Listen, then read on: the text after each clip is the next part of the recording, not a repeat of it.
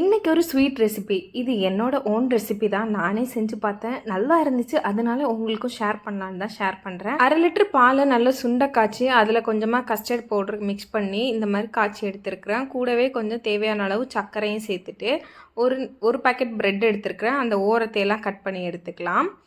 Next ஒரு பாத்திரத்தில் எல்லா ப்ரெட்டையும் இந்த மாதிரி அசம்பிள் பண்ணிவிட்டு ஃபஸ்ட்டு லேயர் நம்ம காய்ச்சி வச்சுருந்த அந்த கஸ்டர்ட் மில்கை சேர்த்துக்கலாம்.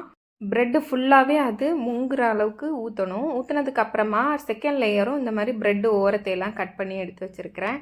இப்போ நோன்பு ரம்ஜான் எல்லாம் முடிஞ்சதுனால வீட்டில் பெருசாக இஃப்தார் ஸ்நாக்ஸ் எதுவும் செய்கிறதில்ல. குழந்தைங்க வேறு ஏதாவது ஸ்நாக்ஸு செஞ்சு கொடுங்க, இல்லை டெசர்ட்டு ஸ்வீட் எதாவது கேட்டுகிட்டே இருக்கிறாங்க. அதனால சும்மா தோணிச்சு செஞ்சேன்.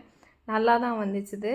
ஸோ எல்லாத்தையும் அசம்பிள் பண்ணதுக்கப்புறமா மேலே வந்துட்டு மில்க் மேடு சேர்த்துட்டு கூடவே ஃப்ரெஷ் க்ரீமும் சேர்த்துருக்குறேன். அந்த ஃப்ரெஷ் க்ரீம் சேர்த்ததுக்கப்புறமா ஃபைனலாக ஒரு வாட்டி கொஞ்சம் கூட மில்க் மேடு சேர்த்துட்டு உங்களுக்கு தேவையான டிசைன் போட்டுக்கோங்க. நாங்கள் சும்மா ஏதோ பண்ணோம். அப்புறமா நிறைய நட்ஸு க்ரஷ் பண்ணி இது ஃபுல்லாக தூகணும். நல்லாயிருக்கும். நட்ஸோடு சேர்த்து சாப்பிடவே சூப்பராக இருக்கும். அதுக்கு அடிப்படும் போது மேலே கொஞ்சமாக டூட்டி ஃப்ரூட்டியும் சேர்த்துட்டு என்னென்ன நட்ஸ் இருக்கோ எல்லாத்தையும் க்ரஷ் பண்ணி சேர்த்துருக்குறேன்.